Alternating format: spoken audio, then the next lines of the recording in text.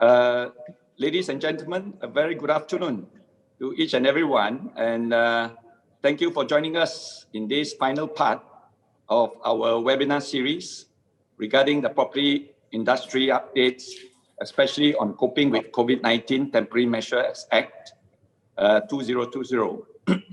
And this is the final part, which actually touches on the most important topic, that is the Housing Development Act itself. Some of the provisions in the Housing Development Control and Licensing Act 1966 are amongst those which are subject to modification as a result of the COVID-19 Act, especially the financial risk of liquidated damages, LAD payments, due to the late delivery of vacant possession. And also, there is also the effect and impact on the defects liability period and the late payment charges and etc. Now, with the COVID-19 Act having a direct impact on our businesses, I believe many of our fellow developer members, especially who are very eager to listen to the panel of experts we have with us. So let us now welcome the panelists for our session today. Firstly, we would like to welcome Dato Engineer Soam Choon, who is currently our President of the REHDA Malaysia. Thank you for inviting me. Okay, and next is Dato Kuek, Ngee Meng, a senior partner of Halim Hong and Kuek, who is actually helping us most of the time in the amendments and legislations. And we are glad to have him to actually give us a first brief on the impact of COVID-19, especially on Part 11. The next speaker is Dato Jeffry Mohd Ali. Dato Jeffry is the head of consumer finance and also community financial services, CFS, of Maybank, Malaysia. Welcome, Dato Jeffry. Thank you, Dato. And lastly, of course, I think Mr. Simon David, who need no introduction to most of you. And Dato and Mr. Simon David is the Director of Licensing Division of the National Housing Department of the Ministry of Housing and Local Government, KPKT. So welcome, Mr. Simon David. Thank you for joining us. Thank you very much. Thank you very much, Dato. And without much ado, we would like to invite Dato Kuek to give us a rundown on the impact of COVID-19 Act upon the Part 11 itself, especially our Housing Development Control and Licensing Act 1966. Over to you, Dato Kuek. Thank you, Dato Moderator. My name is Kuek, and then I'm going to give a briefing about the briefing on this temporary measure for reducing the impact of COVID-19 Act 2020. In short, I've just called it as a COVID-19 Act. In particular, I will touch upon this Part 11, where how this Act modify or amend the Housing Development Control and Licensing Act 1996. As a brief, the first part of this Act, COVID-19 Act, the publication date is 23rd October 2020, and it shall remain in operation for 2 years from 23rd October 2020. And what it means is, unless it's being extended, therefore at the expiry of 23rd October 2022, it's not inoperative. However, the first question that comes to our mind is the late payment charges, the delivery of vacant possession, all this will be taken place about 2 years, 3 years later. It may perhaps after the Act become operative. Then what happened to this Act? Can this Act still be relied upon by the developer or purchaser? Yep, I mentioned about this Section 30 and 32 Act. Section 30 and Section 32 of Interpretation Act 1948 and 1967, which specifically said that the matters is not being affected by repeal or the Act being inoperative. In other words, the repeal of or in operation of any written law in whole or in part shall not affect the previous operation of the repeal law or anything done or suffered thereunder. Therefore, even if the Act will become inoperative after 2 years, those sections which happen from 18 March, which I'll come to that later this year, or will be the right will be accrued. And the Prime Minister has tried to extend this, the operation of this Act, and the extension may be more than once. And the real impact of this Act is there's any inconsistency or there's any conflicting provisions between this Act, COVID-19 Act, and other laws such as this HDA, this COVID-19 Act preview. Now let's go to this part 11 on this HDA. In what way that this COVID-19 Act modified and amend the HDA? First, the section is only about few sections, 32 to 38. And the first section is when does this modification come to place? On the 18th March 2020. And unlike the other Act, it's only extend until 31st December, which is about another 13 days ahead of us. It can't extend anymore.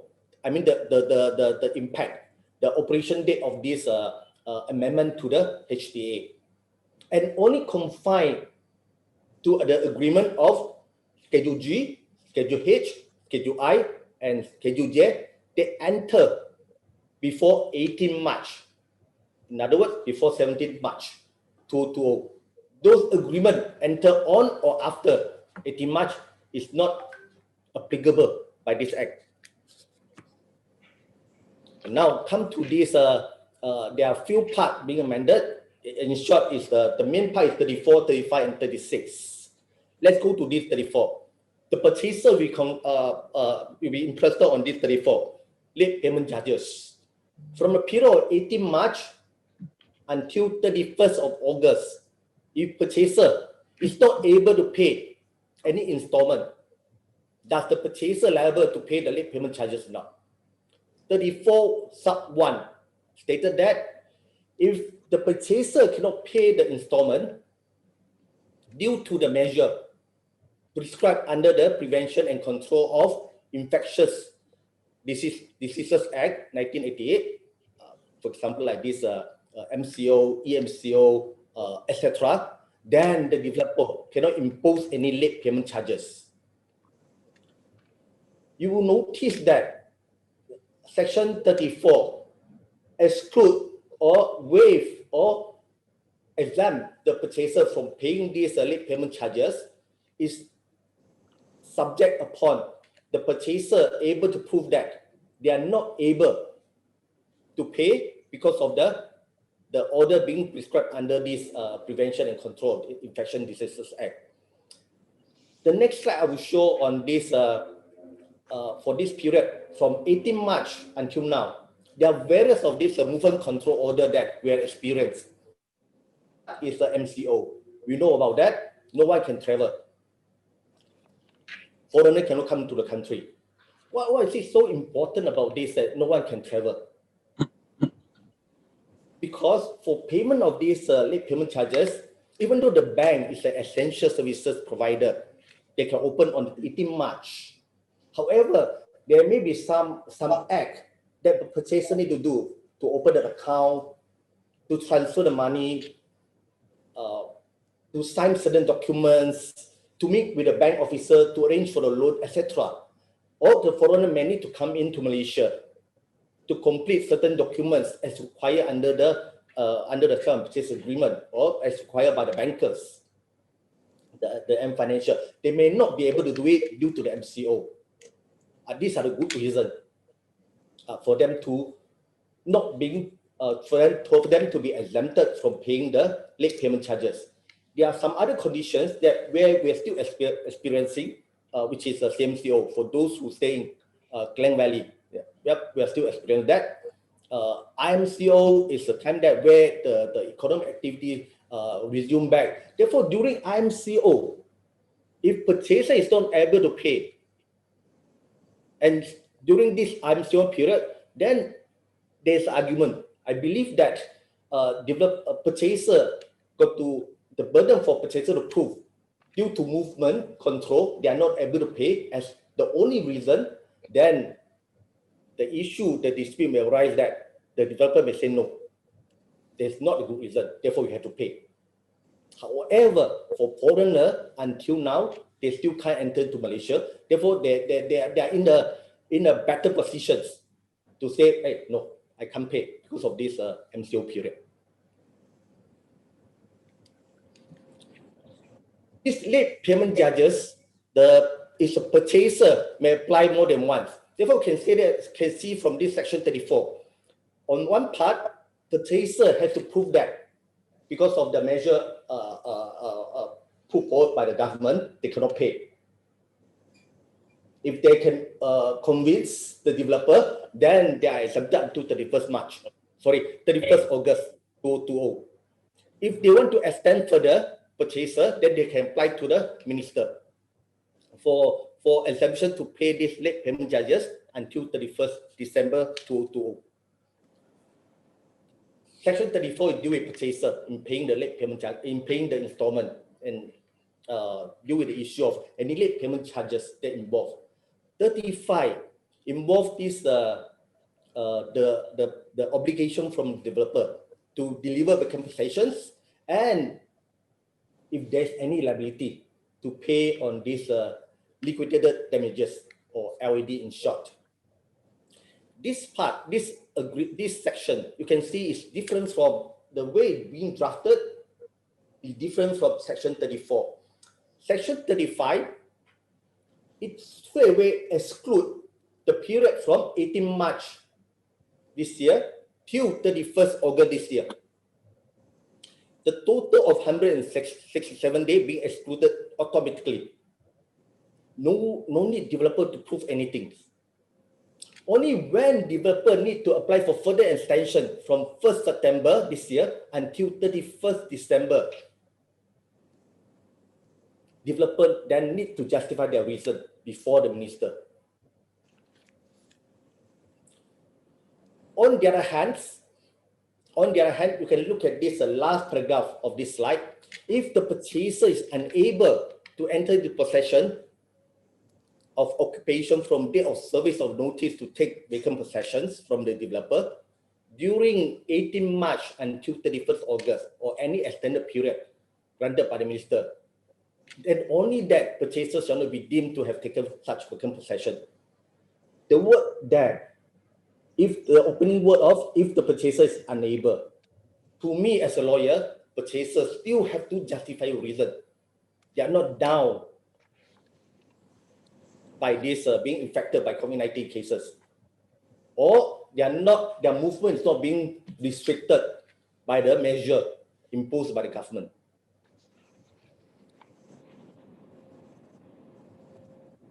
I move on this the explanation of section 35.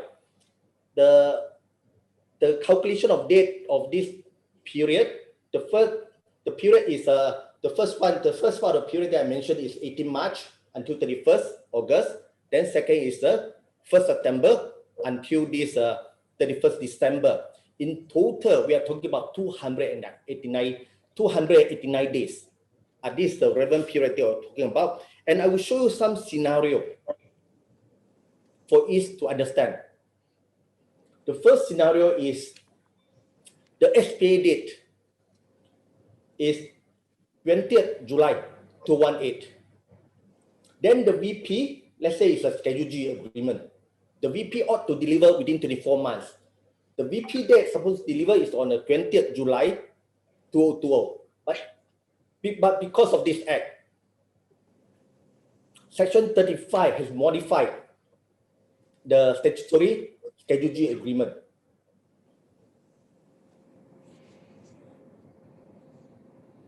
The date from 18 March to 20th July is 125 days.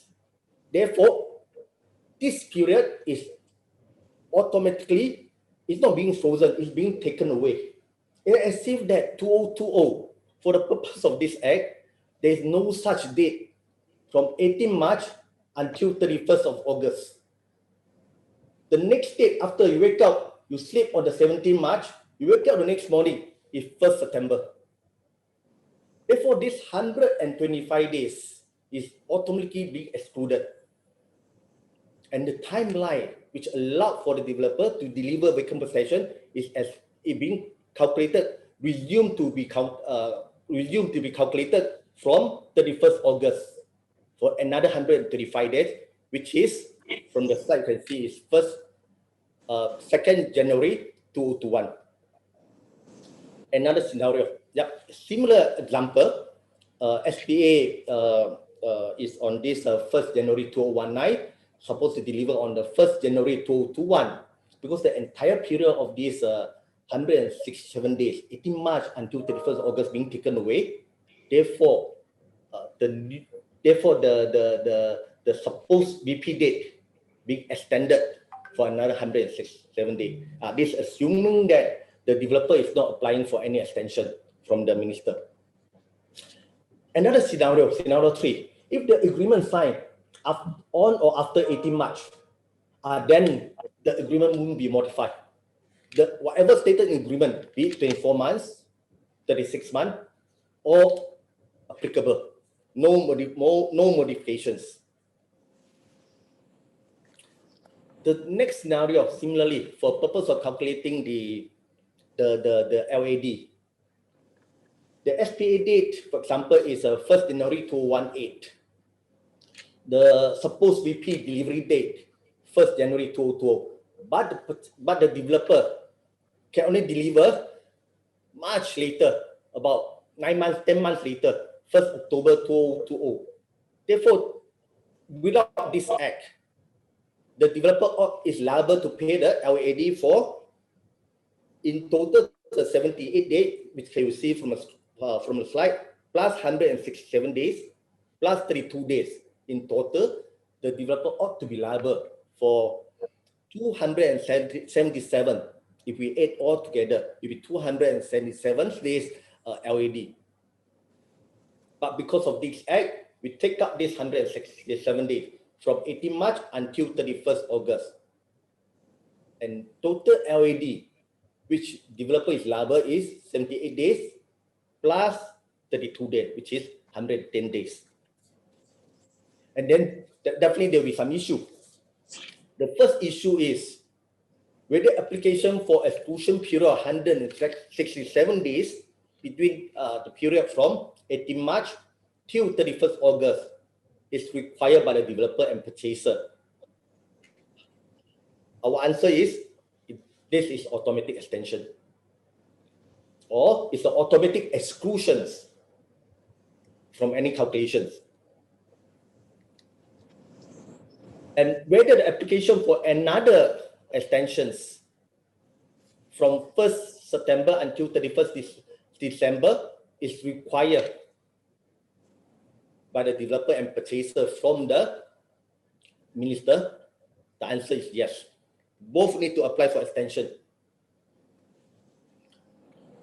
We note that this the practice from KPKT, Mr. Simon will confirm later that there's some administrative practice.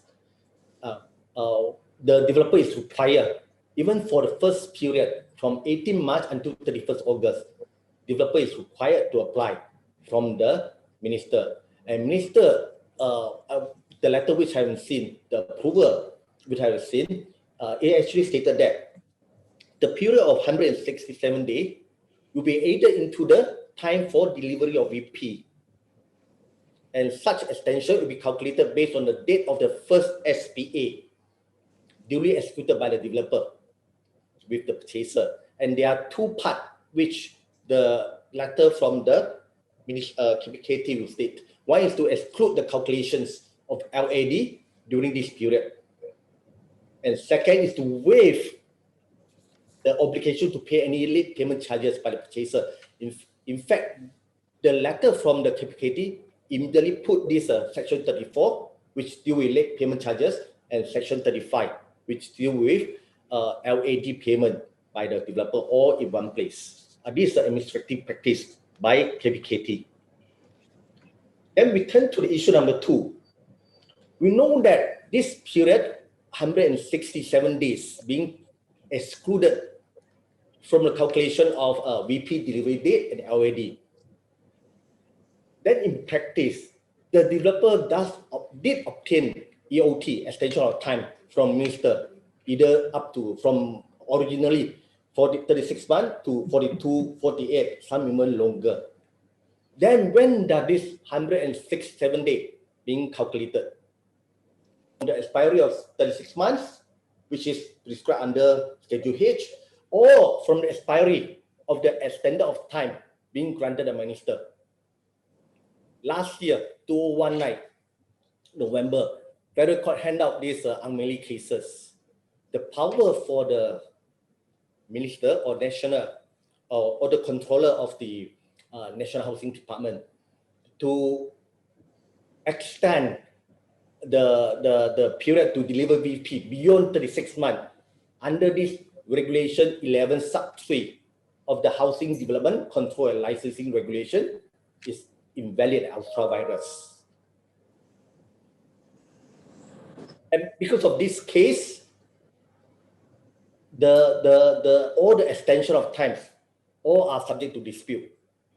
Subsequently, there are three cases that apply, three high court cases that apply on the unmerely principle. Even though their facts are different from unmerely, they rely on the ratio, on the decision, mean decision made by the federal court in unmerely, that any exercise by the controller pursuant to Regulation 11 sub 3 to amend the statutory sum of purchase agreement is valid. And this claim, Lee Sai Song, Alvin Leong, Wong Hanfa deal with this Medini land, Medini project. Or in all these three cases, the High Court judges held that the extension of time granted by the ministry, signed by the national controller pursuant to Regulation 11 sub 3, all invalid. Therefore, the simple answer, or the most certain answer at this stage is the 167 days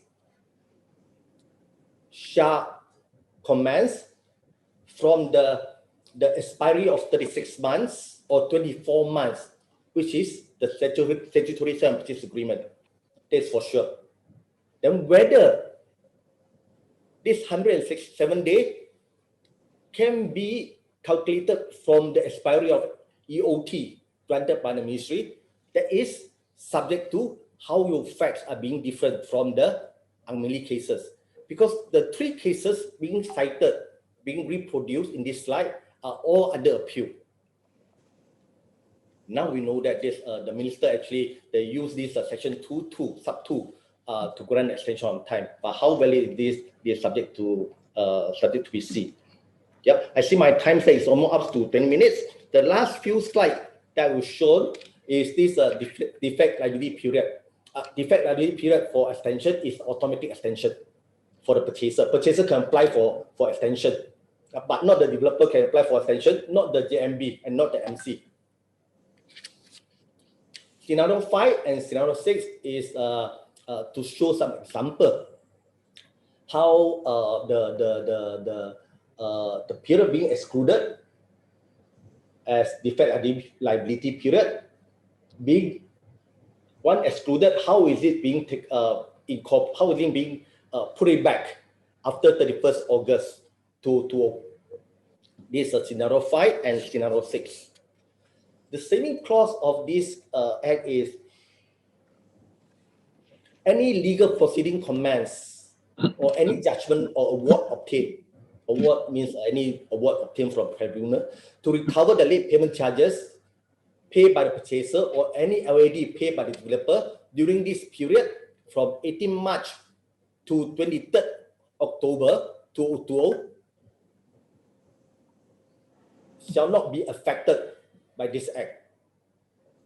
And commencement of proceeding is a filing of any claims with the tribunal under Section 16L of the Housing Development Act. Though now we know that the tribunal, same as the court, postponed all the hearing. And the latest we heard is from their fixed hearing in December. And for those hearing that, which is postponed due to CMCO, they are being scheduled in January. But however, if the claim was filed between 18 March and 23rd October 2020, all these claims are not being affected by those provisions which I mentioned to just now, 34, 35, and 36. And the another modification on the Act is the extend the Limitation Act to file your claim under this Section 16N of the Housing Development Act. Section 16N of the Housing Development Act said that you can file with the Home Buyer Claims Tribunal within 12 months from the issuance of CCC or within 12 months from the expiry of the defect liability period, whichever is later. But this period is being extended from 4th May till 31st December 2021. Sorry, 2020. Yep. I think that because of my time, I should wait for, I have some other presentation, particularly on this. I hope that this COVID-19 Act can be amended in my next few slides. I just stop here and pass the mic back to the moderator. I shall take opportunity if there is any question asked. Thank you, Dato Moderator. Okay. Thank you, Datuk Kuek, for what you call for such a good deliberation on the various clauses, especially in the COVID-19 Act itself. And I think this has probably raised quite a lot of questions in the mind of the participants.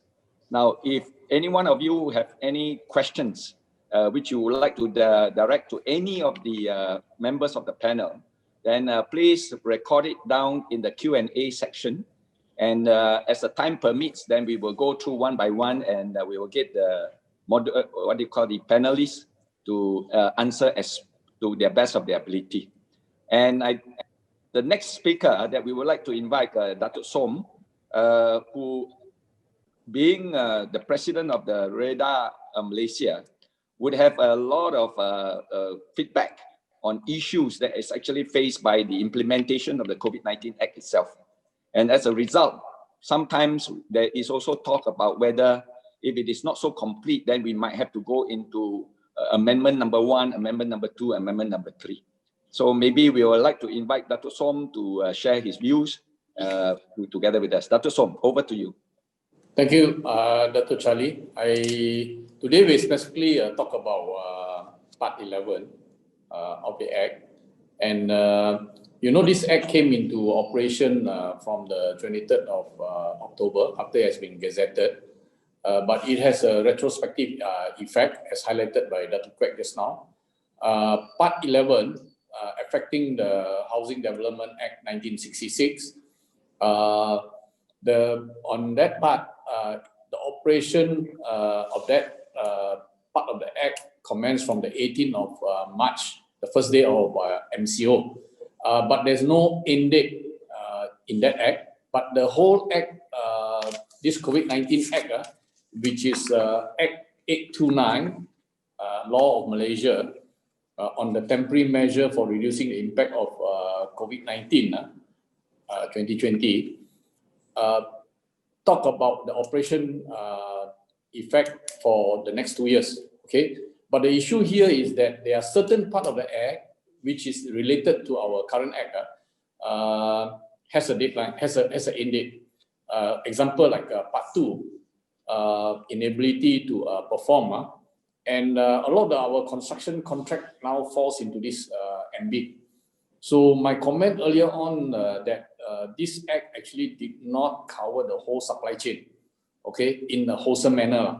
That means it's truncated, looking at a certain aspect of the Act. And I can understand that Part 11 is one of the more complicated Act because there are a lot of clauses related to it that affects the sentiment of the buyers.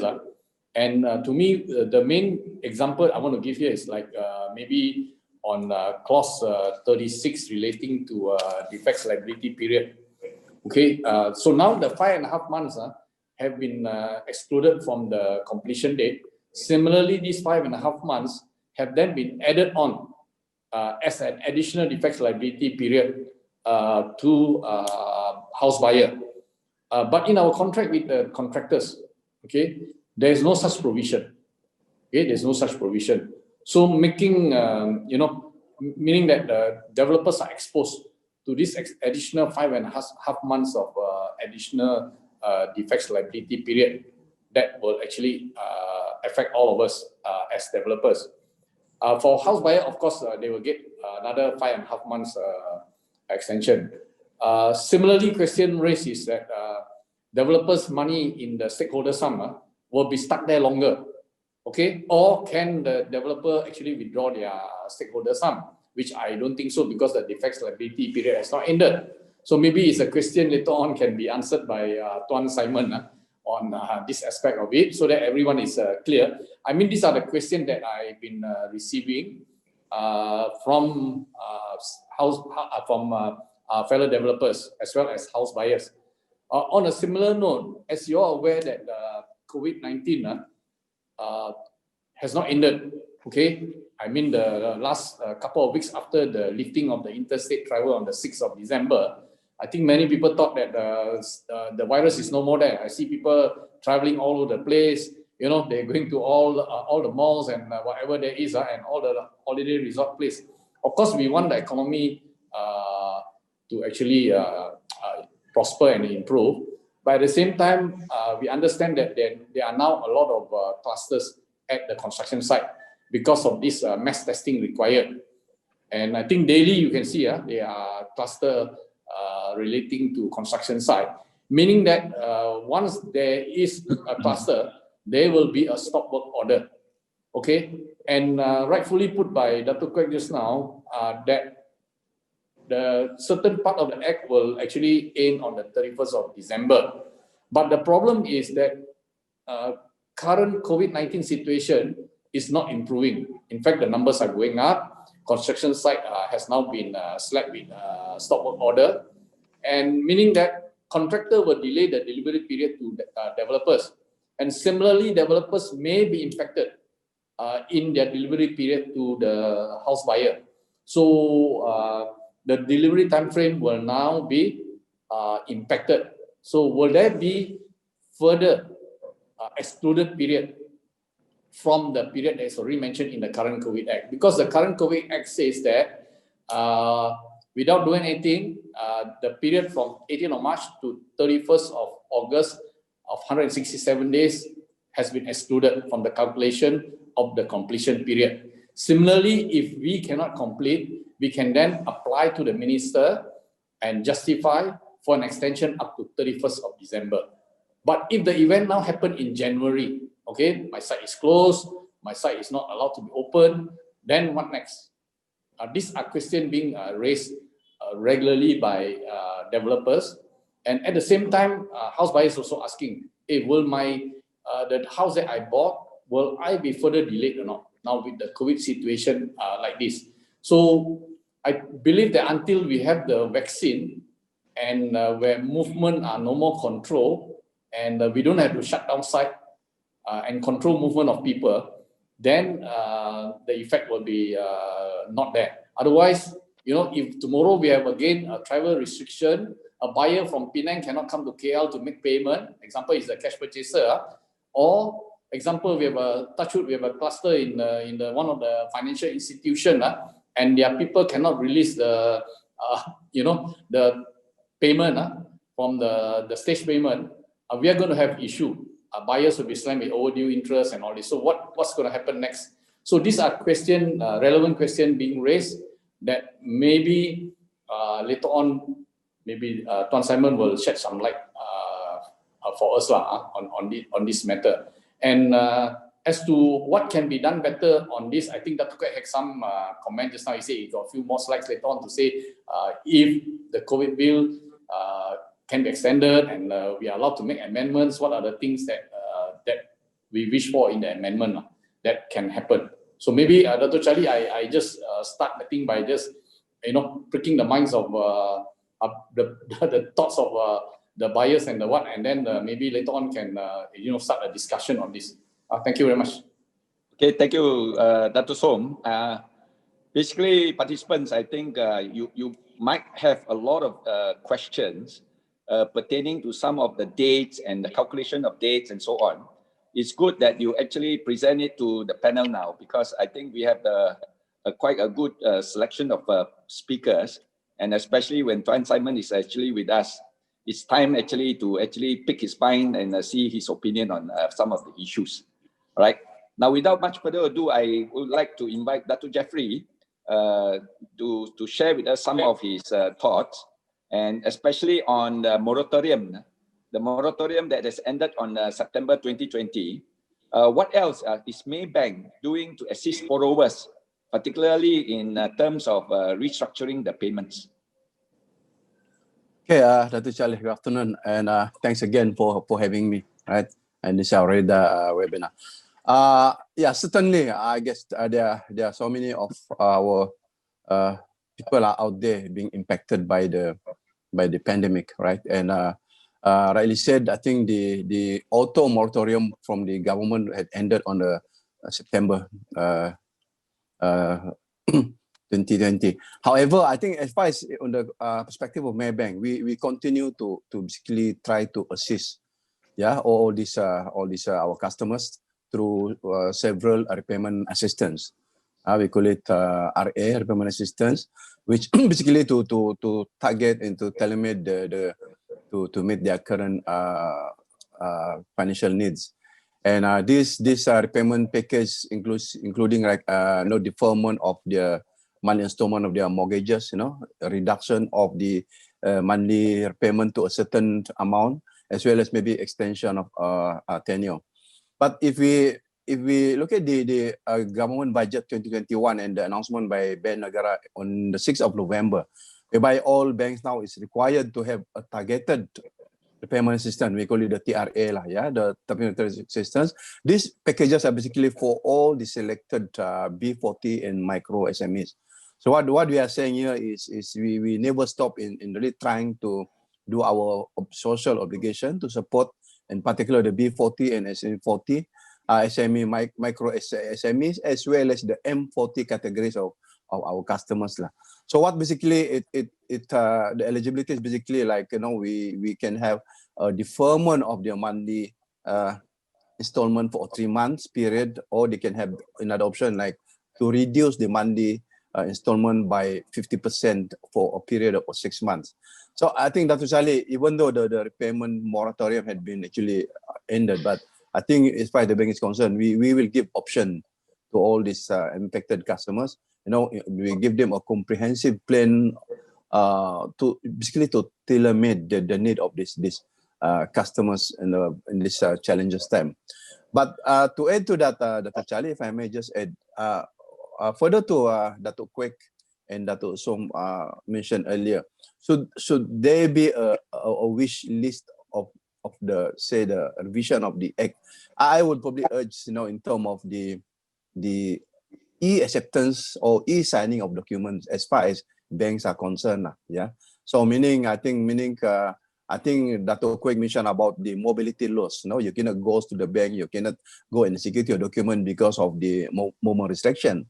So what if, if there's basically a amendment of the act whereby actually all banks are allowed to do e-signing, e-signature, e-acceptance, so everything to digitalize, then I guess we should be able to assist the buyer as well as the developers. So that a bit on the how should be the probably if you were to have a wish list in the on the COVID Act revision. Dato' Charlie. Okay, thank you so much, Dr. Jeffrey. Yep. Okay, the next speaker will be our Tuan Simon David. And the one of the most pertinent question that's been asked is that since the implementation of the COVID-19 Act, there's definitely a lot of questions has been posed to KPKT, and also the issues that has been raised. Now, what is your advice that you have been given so far? So for the benefit of the participants in this webinar, maybe we invite Tuan Simon to share with us some of the issues and also your advice on this. Thank you. Thank you very much, Dato. I would like to refer firstly to the briefing made by Dato Kuek just now with regards to the administrative measures requiring the developer to actually submit an applications in the on the applications of provisions 35 of the Act 829 with regards to the interpretations of the VP period and the LED calculations of LED. Now, basically, up until now, we have received almost 700 plus of applications from all of the developer. Now, as what Dato mentioned just now, the Act itself doesn't explicitly mention that you're required to actually do a submissions for the applications of that provisions. But the reason that we require the developer to actually submit such applications to KPKT was due to the fact that there is a need for a black and white confirmations on the interpretations of that provisions. Now, we receive a lot of complaints, queries, not only from the purchasers, but also from developers on how do we actually calculate and what does it mean? What does the provisions actually mean? Now, the first principle is basically, we are not granting you an extension. Now, this is not an extension. The second para might referring to an extension. What the Act meant is basically that period of time from 18 March all the way to 31st of August is being exempted. All right. So that period that are being exempted will be substituted after either after 31st of August or after the first VP period based on your SMP, whichever that come later. All right. So that's what it means. We are not granting you an extension just like before under 11.3 or subsection 2.2. Now, we also received some questions with regards to if there's any rise on abandoned project or whatnot. For the time being, we're unable to actually speculate on that. There might be delay in delivery of project, but to say that abandoned project is a bit far, stretching it lah, right? Okay. Now, there is another issue concerning whether will it be viable for us to actually extend the period instead of until December 2020 all the way, I don't know, until March or whatnot. Now, as I mentioned earlier, this is a double-edged sword. If it's applied to you, it will also be applied to your purchaser, all right? Because the Act itself doesn't differentiate either one, right? But what we may want to look into in the future, what if, for example, what Dato mentioned just now, what if the delay occurred after December 2020, for example, if there's another PKBB announced in a certain period, at certain places in Malaysia, for example. Now, we may want to look into a start-stop mechanism, but it cannot be continuous all the way from 18th of March all the way into another further extension period, right? We may want to put it into AGC, the one that actually looking into all of these matters, and then but a good justification need to be relayed, and then so that they can actually consider that amendments of the provisions, right? All right. Basically, we already submit some kind of presentations to REHDA on the interpretations of the Act itself and how do you actually calculate with regards to the LPC, the DLP, the LAD, and the VP. So if there's any further clarification required, you can also send an email to us, or just as what your purchaser are doing right now, submit a complaint or seek for clarification through the PMC, which is a website handled by Bahagian Undang-Undang JPM. All right, so I look forward to any further questions later. Right, thank you very much. Thank you, Tuan Simon. Okay, I think we will go to the list of questions that was posted on the Q&A columns. The first question was, DLP extended 167 days from the 18th of March to the 31st of August. Will the 5% stakeholder sum that is held by the stakeholder lawyer also need to be extended? Maybe Datuk Kuek, I think you might be most appropriate to answer this. Sure. Yeah, thank you. The stakeholder sums actually being stipulated. For example, let's take one example on this Schedule H, the third schedule H purchase agreement, third schedule payment of purchase price, which is under item 5. This stakeholder payment, the release to be able to release to the developer, which is 8 months or 24 months from the date of VP. Therefore, if the VP actually deliver before 18 March, there's no issue. No issue in the sense that it's not being amended by the COVID-19 Act. However, if the VP was delayed in the sense that it's being modified, as I give a few scenarios earlier, then you have to take from the actual VP date deliver as permitted under Section 35 of the Act. And then from there, you count. This is my short answer to this. Okay, Datuk Kuek, I think the second question also is quite relevant to you. This is regarding the commercial SPA, which is not governed by the Housing Development Act. And this was also entered before the 18th of March 2020. Now, probably in the commercial SPA itself, they might have inserted a force majeure clause, right? So, can the letter of TOT from the consulting architect be used to extend the delivery of vacant possession for commercial SPA signed between the developer and the purchaser? Over to you, Datuk Kuek. Thanks, Moderator. The first question is whether the force majeure actually cover this COVID-19. The word pandemic, epidemic actually stated there. If it's covered there, then the force majeure can apply.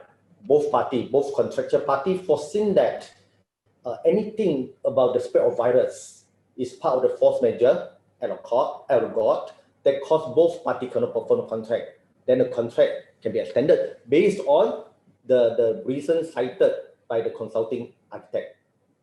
However, if the force majeure clause does not contain those relevant wording that I mentioned just now, then whether the contract being frustrated, I think that from the few series of webinars organized by REHDA, it's clear that it's not easy to prove frustration.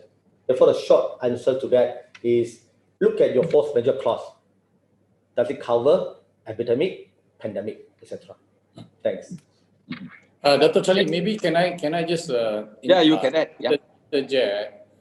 Because there's even you see in the PAM form of contract, it just say epidemic. Okay, it doesn't say the word pandemic. This is English word again. Of course, pandemic is a global event so it's a more serious than the thing. So if people want to try to split hair to say pandemic is not epidemic, then you cannot use a force majeure clause for a PAM form of contract. But currently, I believe that the take is that PAM has now recognized that the epidemic is a subset of a pandemic. So then the force majeure clause apply.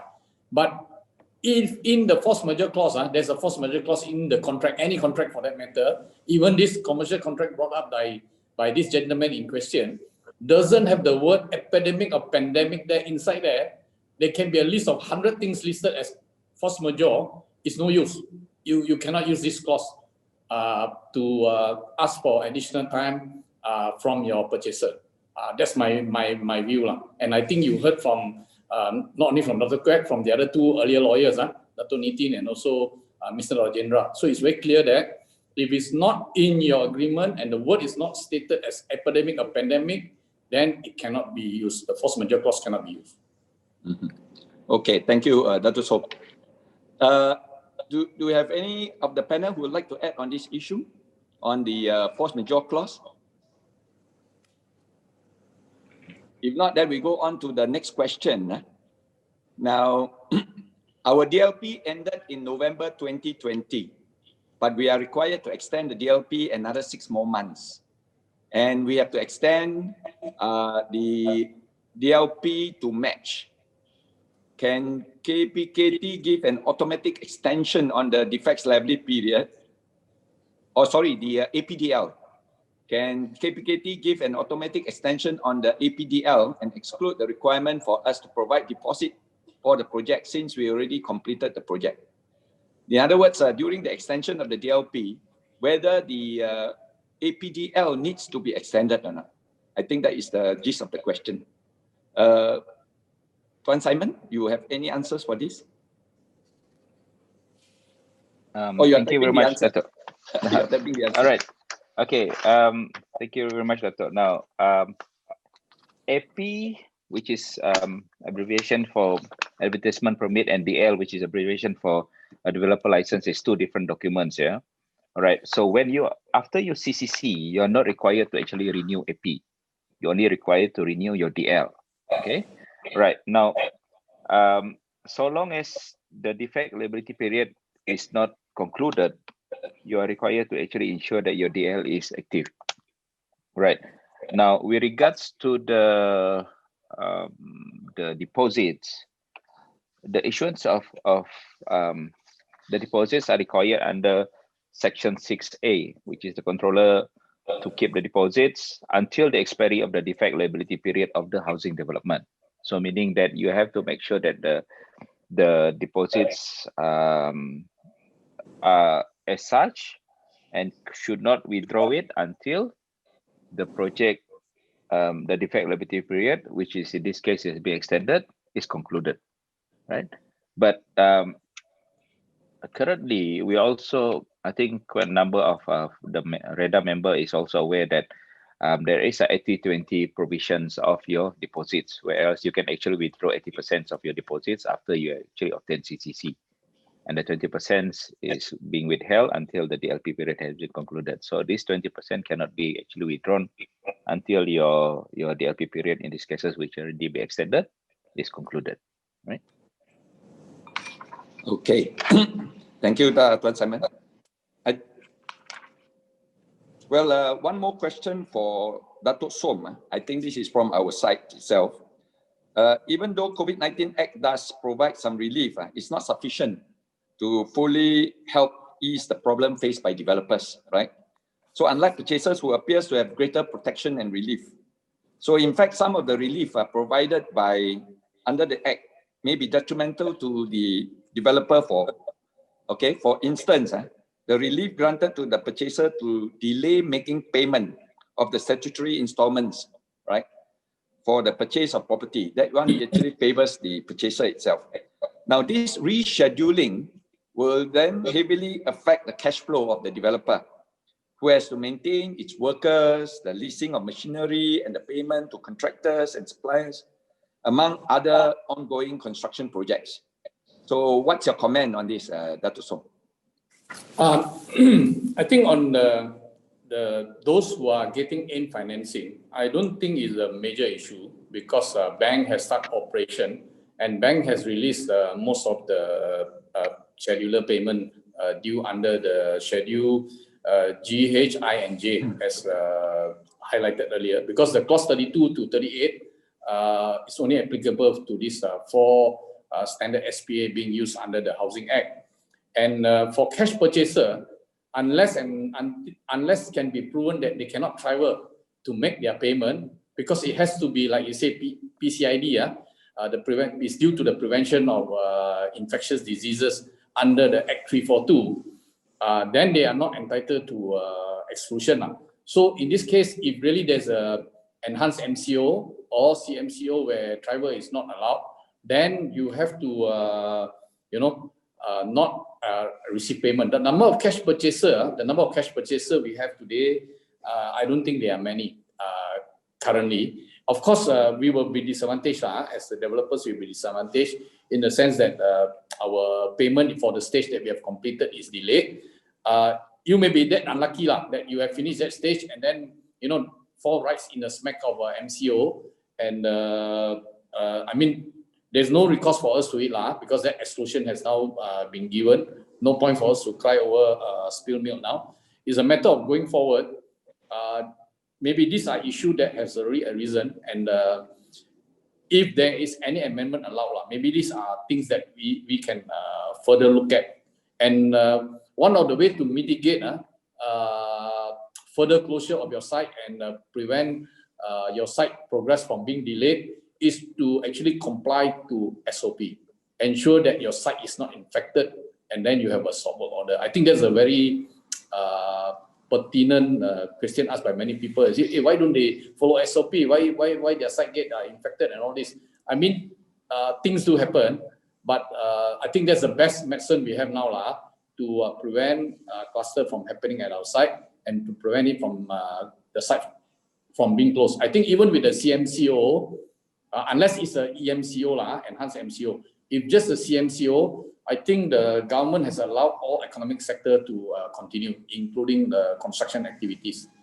So that's my answer for now. Okay, thank you very much, Dato Soam. Tuan Simon, I think this one quite a pertinent question.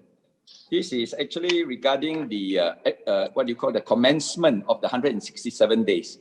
I think from what we have heard from Datuk Kuek just now also, when he was presenting, the 167 days commence from, let's say for example, the completion period is 48 months. And it's actually commenced from the expiry of the 48 months. But from a lot of discussion, there is actually views that should commence it from the 36 months and do not take into consideration the extension that was given by the housing controller as a result of the Meng case. So this confusion, what is your advice on this, Tuan Simon? All right, thank you, Dato.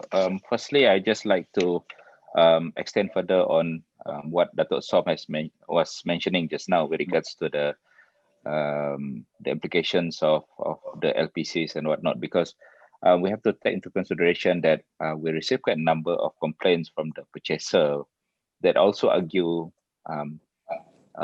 on why an exemptions on LED and VP are being granted to the developer sites. All right, so as I mentioned just now, this is the applications of this act is actually a double-edged sword, because the purchaser also argue that they are still servicing the loan and paying the rent during that period.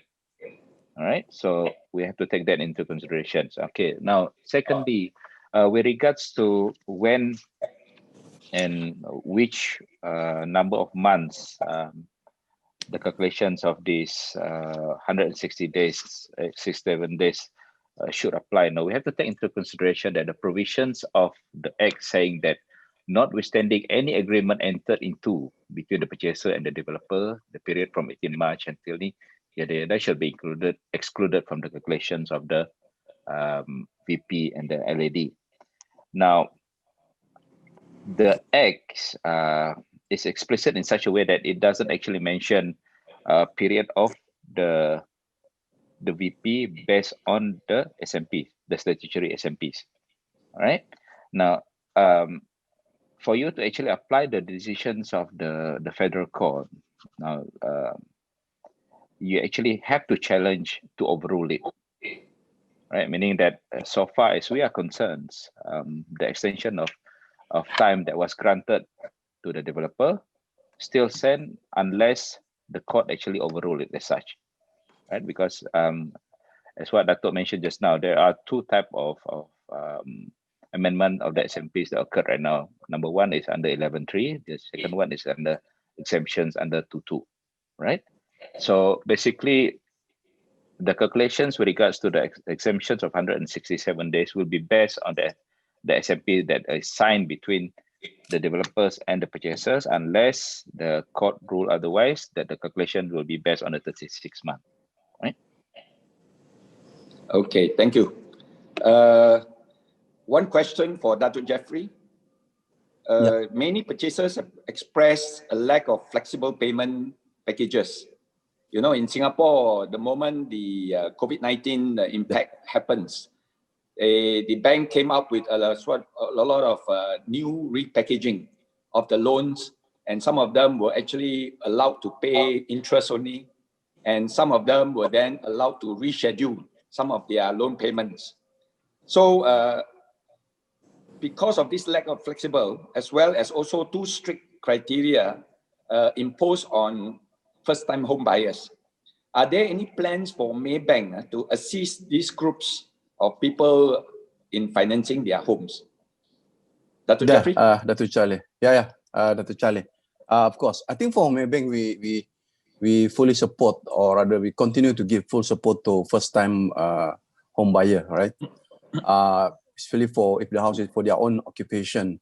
I think for this, I think we have our, we call it My First Home scheme financing, or SRP, scheme Rumah Pertamaku.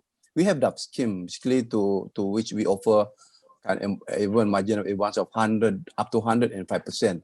So we are not slowing down. Basically, we are not slowing down. We are doing our part also to assist a lot of these first-time home buyer. In the same time, we also have our unique product features whereby we just call it we call it Maxi Home Easy Pay Less Pay Later, meaning this is basically a scheme whereby it's zero monthly repayment. The house borrower, the home borrower only need to service the interest for the first 5 years. So we are coming out with a lot of flexibility. They only need to service the first 5 years. And then with this, basically, we are supporting that particular borrower, lower financial commitment monthly for the first 5 years. I guess because at this point of time, they are still renting a house, right? So they don't have to come up with a much repayment obligation to the bank. Hence, they still have some cash in hand to support their life. So in short, what I'm saying is we continue to support the industry. We continue to support the Roma, scheme Roma Pertamaku, and we never slow down. I think in the environment currently that we are Dato Charlie, whereby this is probably the lowest, if you care about financing rate, interest rate, we call it. The OPR is probably the lowest, right? At 1.75. Therefore, it's actually very cheap for our customers to really come forward to the bank and get their loan financing. So we'll continue to support this. I mean, we never slow down, put it that way. So in Dato Jeffrey, yep. What happened is in order to encourage what they call the sales, and also for the easing of the entry points of a lot of purchasers. In the past, we have this developers interest-bearing scheme, DIBS.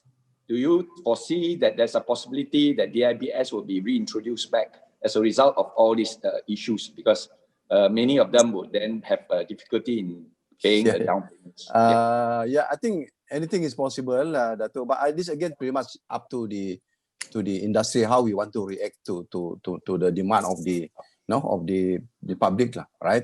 And if say the developer is comfortable to give or to bring back the IBS, whereas the bank also comfortable with it. So I guess there could be a possibility that it might come back again. But again, it's really up to basically, because IBS basically between the purchaser and the developer, right? So I give you the support. I assist you to service your profit rate with the bank while when the building is under BICC. So as I said, anything possible if we really want to probably make sure that the industry really pick up. Dato. Okay, thank you, Dato Jeffrey. Tuan Simon, another question for you. Following your answer, are we required to extend our developer's license? Because technically, our DLP has ended in November 2020. If so, can you make an automatic extension rather than we have to apply again? Because it would involve submitting documents and deposit again, which is beyond our defects liability period. So over to you, Tuan Simon. We cannot actually automatically extend your DLP, as I mentioned just now, because it's there is different circumstances that apply to different projects and developers actually. As I mentioned just now, there is a provisions with regards to the deposits, the amount of deposits and the balance, and also your obligations with regards to how many periods of DLPs that extended DLPs that are you subjected to. Now, if we were to actually extend it automatically, it will actually become a blanket approvals. It will be applied to all, which won't be fair to everyone lah, which have a different circumstances altogether. Right? Okay, thank you so much, Tuan Saman. Next question, I think we will refer to Dato Kuek. I think there's a question here. The COVID-19 bill have a suspended period of 167 days, right? But there is no mention on a contract between the developer and the contractor on the period which the contractor need to submit application to justify the number of days delay due to COVID. Architect will evaluate the application, and if the EOT granted is less than 167 days, can the contractor bring this to arbitration or the court, as the developer has already obtained 167 days, but is never back-to-back and passed down to the contractors? You have any answer for this? Yep, Dato Moderator, this is exactly like the President of REHDA has mentioned quite a number of times.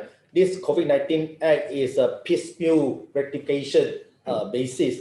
It's not catered for the entire construction supply chain. This is a typical example. On one part, the purchaser is being exempted if they can manage to prove from paying the installment.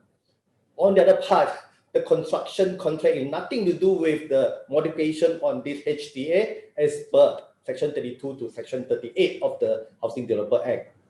And hence, the short answer to that for the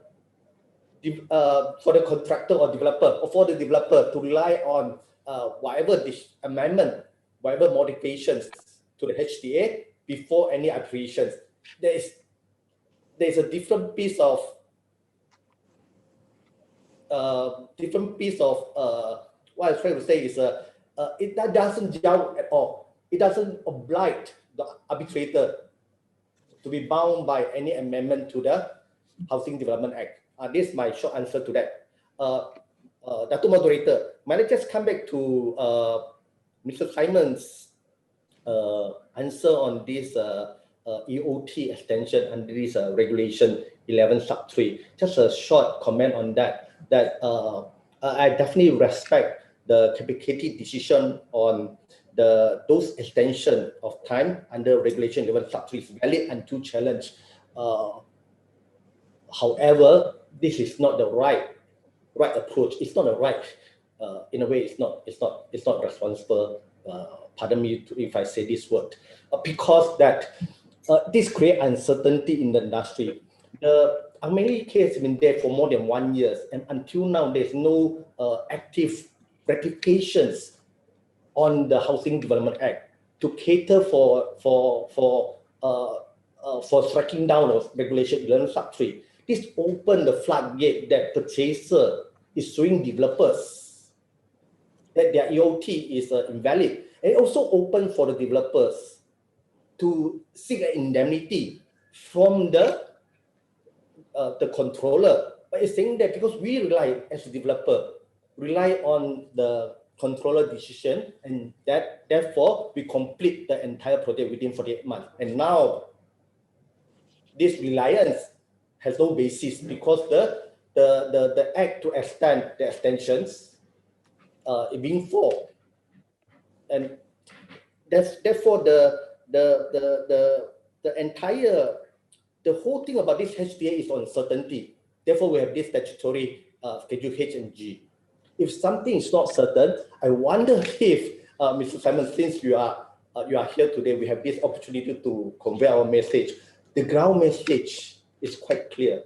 Hopefully, this the message to the minister, to the KSU, or to the AG chambers, that to rectify the uncertainty caused by Ameli case can be done as soon as possible. Thank you.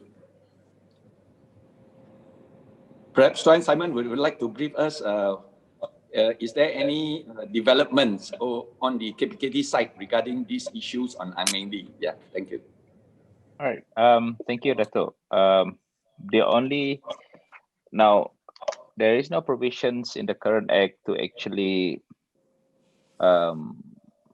supersedes or remedy on the on the approval that has been granted by the controller. But we are looking into right now amending the current act and its regulations to ensure that future applications with regards to pertaining to amendments of statutory documents is much more explicit and much more thorough in terms of how to go about it, and if there is to ensure that as what you mentioned just now, ambiguities doesn't occur. But as of it right now, the temporary measures that we are looking in right now, but as you mentioned just now, applications of Section 2.2 is open for interpretations, and currently there are no challenge by the purchaser, but we also quite interested to see how the stakeholders, especially not only the developers and the purchasers, in these cases, to actually took with regards to the applications of that provisions to actually amend the SMP. Okay, thank you so much, Tuan Simon. Okay, Datuk Kuek, I think there is this what you call issue on commercial SPA and housing HSPA. As we all know that housing SPA, you can actually refer to Part 11, and that would actually answers to some of the what you call contractual issues that has arisen as a result of the delays. So can we say that the commercial SPA has to be governed by the Part 2 in that sense, that it refers to the Section 7 of the COVID-19 Act itself regarding the construction contracts, and you treat this as if like it's a construction contract? Dato' Kuek? Yeah, Part 2 of the COVID-19 Act, particularly on Section 7, lists down a list of contracts, which I read. The one that come under this list is a construction work contract or construction consultancy contract, and any other contract relating to the supply of construction material, equipment, or workers in connection with a construction contract. And therefore, commercial sale and purchase agreement doesn't come under this provision, unfortunately, on the literal the reading. And I think that the Minister of Housing, KBKT, actually have a foresight. From newspaper, I understand that there will be this proposed commercial property act. Yep, it's governed on this commercial side. And, but at present, before that act being passed, till now, the commercial contract is being excluded under this COVID-19 Act. They have to argue based on the contract that they have signed. Okay, thank you, Dato' Kuek. Tuan Simon, there is this question regarding the inability, as a result of the inability of contractors to perform efficiently, and due to the measures prescribed by the PCID Act, especially the COVID testing, the sanitization, the loss of foreign labor, and also the slow mobilization when they start to commence back the work again. So the cost of construction have actually increased many folds, and many developers actually may have to increase some aspect of their selling price of their products to cover for all these costs that has arisen. So would KPKT agrees to a review of the selling price frozen by the granting of the APDL stage, and then subsequently ask for a revision in that aspect? Thank you. I will need some further clarification, Dato. What do you mean by freezings of the APDL just now? Freezing means the developers can only sell those products according to the pricing that has actually been approved by KPKT at that stage of time. But due to all this increase in costs, there is a request whether they could actually revise some of the pricing. And if they can revise the pricing, can the KPKT give a blanket approval on this revision? Okay, Dato, thank you very much on that. Now we have to remember the first principles of granting the APDL is basically we don't actually control your selling price. Now, the selling price might be controlled either by the state's government for the rumah mampu milik, etc. If it's under PPAM or rumah wib project, right?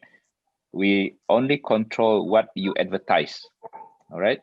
The selling price is what is covered under your advertisements and your brochures.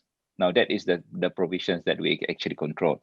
Now, if there is actually changes with regards to the selling price, you have to submit applications of amendments of your selling price, because it also affects changes to your brochures actually, right?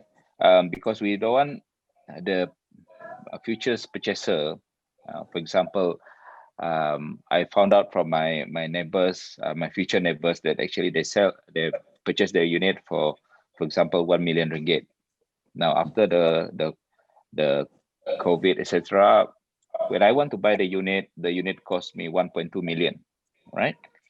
And then when I check with KPKT, the price list and the KPKT still maintain as 1 million because there's no changes with regards to the brochures and etc. Right? So if the purchasers are to actually complain or to make inquiries to the KPKT, the only reference that we have is basically the price list that you actually provided when you actually apply for the APDL. Okay, we don't actually say that no, you cannot actually amend your price after you obtain your APDL and etc., because that is your business decision. But the administrative measures that we take right now is basically if you only obtain your APDL less than a year, then we don't actually consider your request to actually amend the price list, because there will be implications on the purchaser side. But taking into considerations the COVID issues and everything, so long as you can actually justify, all right, the price increase, and then it is supported by the documentations and your QS and report and etc., because there's a format in applications of your amendments of your selling price, then the housing controller may consider it. Okay. Yeah, thank you so much, Tuan Simon. Okay, one question that just came in is our project was handed over in October, and there have been defect rectification forms submitted by purchasers. The contractor's progress has been affected due to MCO or the supply of materials being held at overseas port. However, purchasers keep raising Section 30 of the SPA regarding the developers need to rectify within 30 days. So is there any advice on how we can address this matter with the purchaser? Maybe Dato Soam, you would like to answer this? If your material is coming from overseas, there's nothing much you can do in trying to complete the work. Example, a spare part for your lift or escalator or whatever is something that you cannot, because it's due to the lockdown. Of course, there must be evidence to show that there is a lockdown in that country, the country can't produce it. So the onus of proof is probably on the developer side for you to prove that you cannot actually operate because of PCID. And I mentioned earlier that the shortfall of our act is that it doesn't cover issue about what happened overseas. Singapore Act is a bit different. It covers about COVID-19 in overseas territory as well, because they forgot that our border can be closed, material cannot come into Malaysia. So this is an area that I actually wanted to highlight to say that this is an area that is also causing problem in terms of defects being able to repair within 30 days. Of course, we can also understand that developer must not take advantage of the situation. It's because of their own doing, they can't repair, then they use the excuse that the material is coming from overseas. So if later on the buyer take you to court, the onus of proof is on the developer to prove that that material cannot be obtained on time from overseas. So I believe that the rational buyers will understand if you can show them proof that this material is really cannot be obtained at this current moment. And if after showing proof, the buyers still do not want to accept, I think this matter can be referred to the Minister of Housing, and we have this mediation process as well, mentioned in the clause 9 in the part 2, section 9 on mediation. And I think the PM's department under Ministry of Law has set up a PMC, Pusat Mediasi, where you can actually send it in, and if you are within a certain category, the quantum of fees is up to a certain amount. It's all there. It's all published in the website, and I think the public as well as developers can go into the website to look at this Pusat Mediasi. I think probably many of them is not aware that this Pusat Mediasi. There's a lot of information there, so please go in there. Okay, thank you, Dato Soam. Okay, I think this question will be dedicated to Tuan Simon again. Okay, essentially the COVID-19 Act provides relief for agreements entered in from 18th of March to 31st of December, right? This is the relevant period.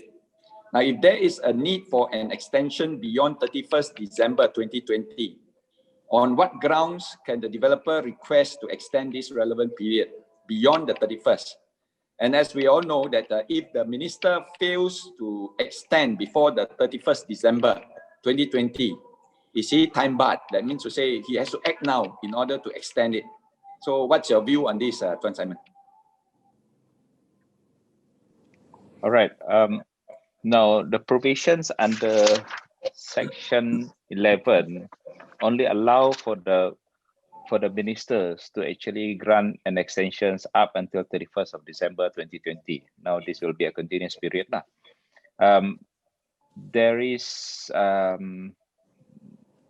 we have yet into looking into the needs to extend it further, because we have to take into consideration various factors that also will affect such decision by the ministers, because this is not only affect the developers, but also the purchasers, all right? So for the time being, if we read the provisions of the Act 829 as it is, an extension can only be granted until 31st of December 2020. That's it. Datuk Kuek, you have any views on this, the extension to 31st? You're okay with it? Tuan Simon, whatever Tuan Simon says is correct according to this COVID-19 Act, unless this Act was being amended sometime in the next parliamentary sitting. Otherwise, there's no further extension beyond the 31st December. Datuk Moderator, wonder if I just say something about this Pusat Mediasi COVID-19 Act. Please do. Yep. The question that raised just now is on this defect liability period, where the victim protection delivered on the October, and purchaser complaining that why so long, why take longer than 30 days. And then, of course, know that there's a 30 days for a developer to rectify. If can't rectify, then purchaser go and source their material, then they will rectify. But before they do that, they have to give a quotation to developers. Coming to short answer to the purchaser is, hopefully you can be, short answer to the developer who brought out these questions is, try to be patient. Ask the purchaser to be patient. Even though then they want to seek alternative arrangement, they will face the same problem. To keep complaining doesn't solve the issue. This is a short answer to a developer. But back to this, whether the mediation center COVID-19 can take on this, has jurisdiction to hear anything under this Housing Development Act. Can you say that this is a construction or construction-related renovations? Where I'm not so sure about that, because on this all defect liabilities claim all is parked under this Home Buyer Claim Tribunal, and for those construction contract, lease, tenancy, etc., which come under the jurisdiction of the mediation center, they are efficient in the sense that they ought to decide the cases or mediate the cases within 14 days. And once mediated, both parties sign, and that constitutes a settlement agreement can enforce in court. However, of course, the entire process voluntarily. This is quite useful. The only thing there is, I think they must be quite busy. I tried to call them out to check how efficient they are for the past 2 days, but no one picked up the call. Anyway, all their applications online, as what Dato Soam said, a lot of information in the website. Do make use of these mediations, because at the end of the day, our society has suffered enough from this movement control. A lot of fatigue, a lot of anxiety. Let's mediate and obtain a win-win situation instead of everything go to court, everything complain. Thank you. Yeah, okay, thank you. I would like to seek the opinion of all the members of the panel. I think this is an issue where it is very rampant during the MCO period, when the parties are not being able to mobilize themselves and to come to the officers, either in the solicitor's office or even in the developer's office, to sign the, what you call their SPAs, and to be witnessed physically. So there is this question on the e-signatures or digital signature. So we all know that in Malaysia, we actually had two acts. One is called the Digital Signature Act, 1977. And the other one is the Electronic Commerce Act, 2006, which has been enacted in Malaysia for some time already. Yet e-signing is not widely practiced, especially for official documents such as SPA signing. So, but in view of the unprecedented events that we are all experiencing, would KPKT consider accepting e-signing and include it as one of the provisions in the HDA, now that the HDA is currently being amended? Tuan Simon, your view first. E-signing. As it stands right now, the provisions of the regulations and the SMP itself is explicit in such a way that physicals attendance of the parties are required, and physical signings is required to conclude the SPA. But in terms of future developments of amending the SMPs and the Act itself, we have taken that into considerations to ensure that flexibilities are available just in case both parties agreed in such an arrangement, either by the developers or the purchasers. Maybe Dato Jeffry, I think over to you. Maybank views on e-signing, especially on the loan documents. Yeah. For me, I think for Maybank, I think we are receptive to the use of e-signatures. In fact, we would appreciate that, right? Digital signatures, as long as it's within the scope of the Electronic Commerce Act 2006 and the Digital Signature Act 1997. I thought this is something, a new normal that I think we all should embrace too, right? Instead of physically, because of the mobility loss, the restriction that our customers can't go to the bank to secure document, they cannot go to the lawyer's office to secure document, and because of that, it held up a lot of documentation processes. So I thought we are receptive to it. The e-signatures, digital signatures, as long as it is like formally gazetted by the government, I thought that would be something that we would really receptive. Dato, I guess, I mean, that is, I did mention it a bit earlier, no? The banking sectors will be for it. Yeah, for it. Exactly. Okay, Dato Kuek, as long as it's gazetted, properly gazetted. Yeah. Okay, Dato Kuek, you have anything to add on this? It's just one side example of this New South Wales. I understand that New South Wales, they just passed this electronic transaction amendment, bracket, COVID-19, witnessing of document, close bracket, regulations. Yeah, these are the good examples that we should follow. And Dato Soam? Definitely, I think the new normal, going forward, there are a lot of ways that we do our things has to be changed. And I think this is one of the ways. If we are not embracing it, then something is wrong. I think all stakeholders will totally agree that we need to be able to do things electronically, and also to be witnessed electronically or virtually, rather than everything must be physically present. Otherwise, it's going to be very difficult. Example, like our meeting now, we are all having it, virtually. So it's something we virtual, don't do it. So it's something that's a new normal now. So exactly, it's a start, and also because of this pandemic, it's actually pushing us, and then we all have to embrace the change. Right. Okay, I think the final question to all the members of the panel is actually that we all notice that if our COVID-19 Act at the moment now has not completely answered most of the issues, would it be time for us to actually move into amendments? And whether the government itself, especially KPKT, is actually in the midst of preparing some amendments to improve the efficacy of the COVID-19 Act. Tuan Simon, any moves in that direction? Thank you, Dato. Amendments of Act 829, the COVID Act, is basically covered by Bahagian Hal A1 Undang-Undang JPM and AGCs.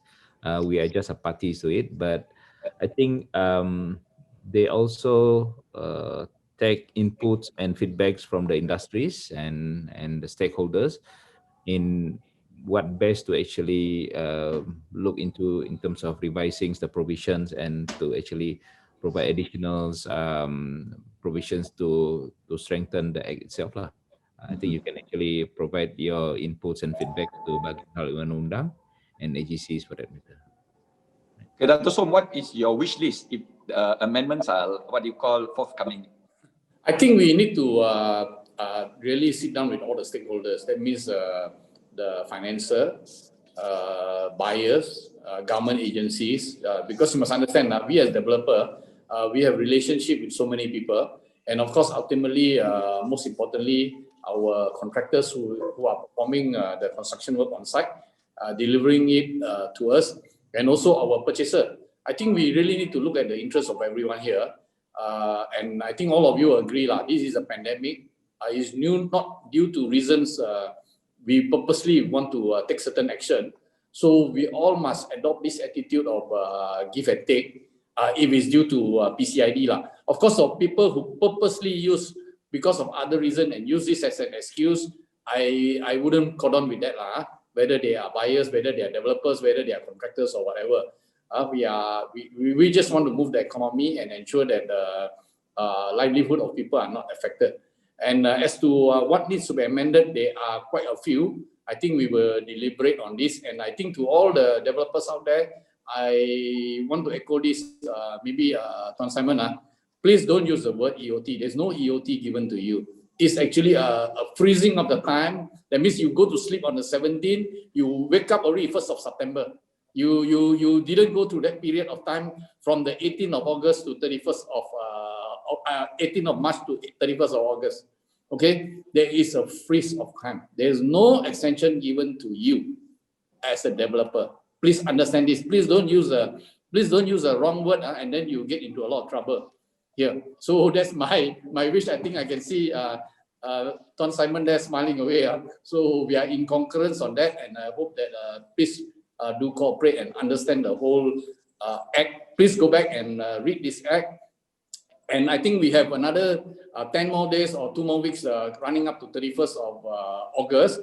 If any of the developers out there, buyers out there, bankers out there, agents out there who think there are certain portion of the acts that needs to be amended, the act needs to be extended, please do write into the relevant minister concerned.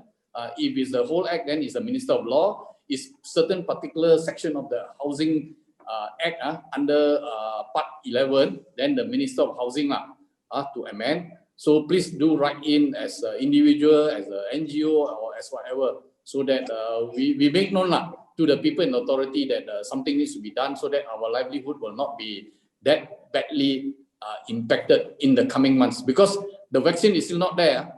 The vaccine is still not there. So until the vaccine is there, all of us get vaccinated, then we can say, oh, this act can go to sleep. We don't need this act anymore. Otherwise, I believe, even though it's not a permanent measure, that's why they call it temporary measure for reducing the impact only.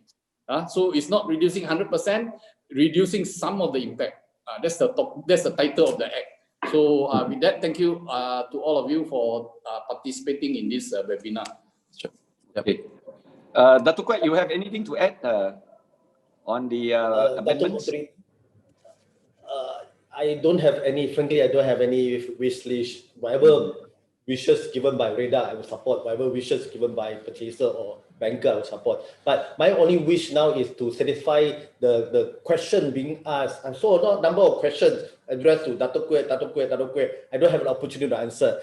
My only wish is to fulfill that wish. If I can, pass the furnished question to me and let me answer and pass back to REHDA. REHDA can, Secretariat can secure to the relevant person. Okay. Thank you very Actually, much for the this opportunity. information Okay. of all And the I think that information, all the concerns. Dato Charlie, before you finish, I just want to show this copy of document that was given by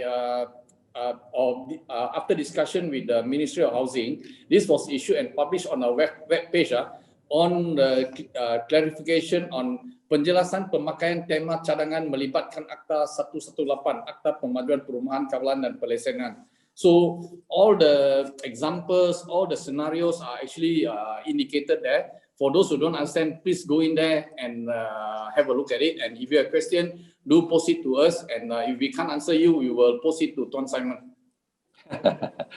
Okay. Okay, I think we have come to the what you call end of our time. And especially many of the pertinent issues have been raised. And I think each and every member of the panel has actually answered to their best and cleared some of the situations. We hope that if you have any questions, then you can refer back to REHDA again. Then we will then seek further views. And especially those questions which are not answered in the Q&A, we will get the panel of speakers to actually answer them in written form. All right. So with that, I would like to take this opportunity on behalf of REHDA to thank everyone, especially Mr. Simon David, for joining us in his hectic schedule, Datuk Kuek, and also Dato Jeffry.